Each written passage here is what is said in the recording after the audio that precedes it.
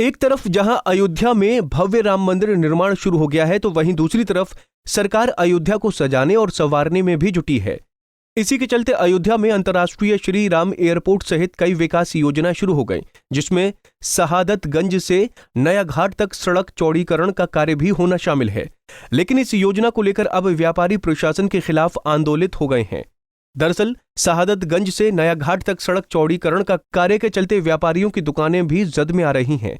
इसी को लेकर व्यापारियों ने जल सत्याग्रह के जरिए अपना विरोध जताया।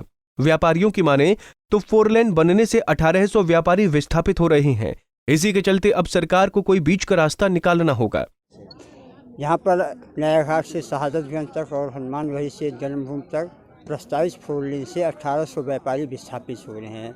बार बार ज्ञापन देने उच्च अधिकारियों को, स्थानीय सांसद, विधायक को, प्रधानमंत्री जी को, सभी को ज्ञापन भेजा गया, कोई सुनवाई नहीं हुई।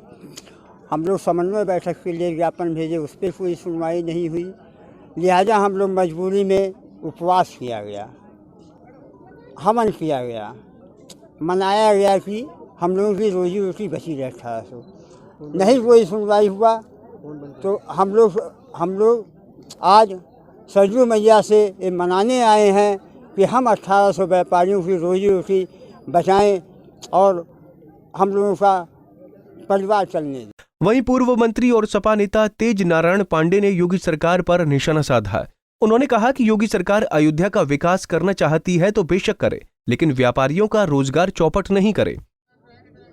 अयोध्या के हमारे व्यापारी बंधुओं ने आज सरजू नदी में खड़े होकर जल सत्याग्रह किया है। जिस तरह से भारतीय जनता पार्टी की सरकार में व्यापारी समाज को उजाड़ने का, इनकी दुकानों को उजाड़ने का, इनकी मकान को उजाड़ने का प्रयास किया जा रहा है, इनको सड़क पर लाने का प्रयास किया जा रहा है, इनका उत्पीड़न किया जा रहा है, इसके खिलाफ आज व्यापारी समाज ने सरजू नदी में खड़े होकर जल सत्याग्रह किया है। अपना विरोध प्रदर्शन उत्तर प्रदेश सरकार के विरोध में जाहिर किया है। कोई भी व्यापारी यहाँ पर विकास के विरोध में नहीं है।